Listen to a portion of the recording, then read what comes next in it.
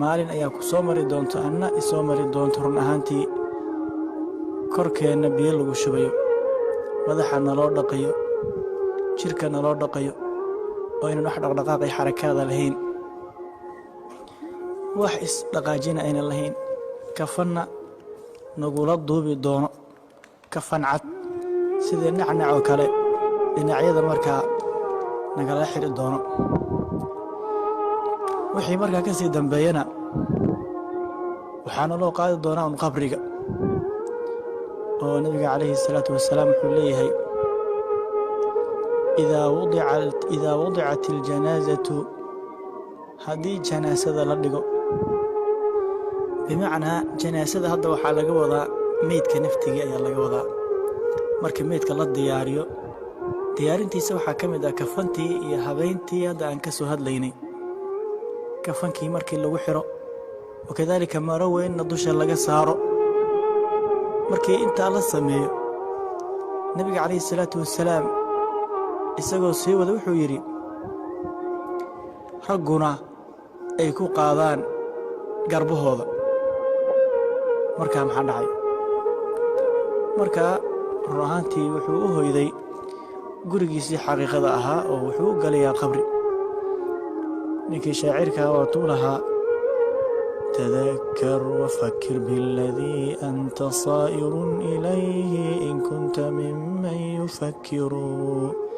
فلا بد يوما أن تصير لحفرة بأثنائها تضوى إلى يوم تنشر وحاول ليه فكر حسوسه فكر waxaad ku dambayn doontid haddaad ka mid tahay dadka fikira waxaa laga maarmaan ah maalin inaad u ahaatid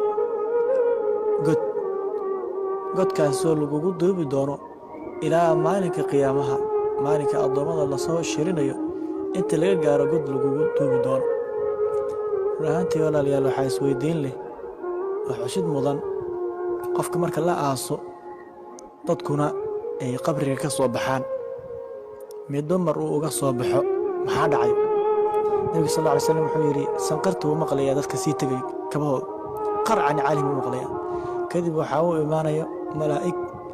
malaa'igtaa su-aal bay weydiinayeen man rabbuka man nabiyuka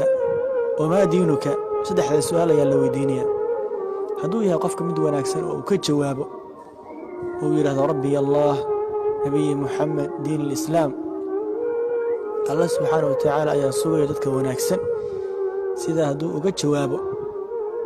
waxaa la yidhi dhawaq ayaa xagga sare ka yeerayo dhawaqaasoo leh an sadaqa cabdii addoonkayga run ayuu sheegay ee qabriga ha looga dhigo beeraha jannada ka mid ah jannadana albaab ha looga soo furo dhawaqaa ayaa xagga sare ka yeerayo kadibna jannada ayaa looga furiyaa albaab qabrigana beer jannaad ayaa looga dhigayaa yaa salaam allow qabrigeena ka dhig beer jannaad kadib waxaa u imaanaya nin qurux badan ninka ayuu leeyahay man ant fa wajhuka aladii yajii'u bilkhayr wejigaaga waa nin khayr ka muuqdo kumaa taa ayuu leeyahay amaa ruuxi xumaa su'aalihii ayaa isna la weydiinayaa waxaa lagu leeyahay man rabbuka malaa'igtii wanebiyuka wamaa diinuka diintaadu waa tee iyadoo si argagax ku jiro loo weydiinayo markaa ayuu ka jawaabi kari weynaya laa adri ma garanayo sida ayuu ku jawaabayaa malaa'igtii miyay u naxariisanaysaa waa maya markaa ayaa waxay la dhacayaan dubbe ayay la dhacayaan dubbe aad u weyn ayay la dhacayaan oo gebigiisaba wuxuu u noqonayaa caro ayuu noqonayaa dubbaha ayay la dhacayaan nebiga sal ly slam wuxuu yidhi qayladiisa khalaa'iqdoo dhan way maqlayaan insiga iyo jinka mooyaane hadday maqli lahaayeenna waa ay dhiman lahaayeen subxaana allah sida ayaa loo cadaabayaa ilaa maalinka qiyaamaha saa ayaa loo cadaabayaa allow qabrigeena ka dhig qabri beeraha jannada ka mida ka dhig walaalayaal haddaba aan diyaar garowno aan iska ilaalino fitanka uu leeyahay moobilka internetka walaalyaal yeena noqon shaydaanka mid caawiya shaydaanka iyo gaalada dad caawiya yeena noqon gabadha muslimadda waxaa loo baahay inay xishooto waxaa loo baahay inay is asturto sawiradeeda meel kasta in laga arko ma bannaana run ahaantiina sumcad xumo iyo sharaf xumo ayay ku tahay marka walaalayaal video kana aan sheergarayno aan dadka khayrka ku wada acmimo dadka ahlu baadilkaba xumaanta way sheergareeyaan adigana sheergaree khayrka allah ku barakeeyo jazakallahu khayran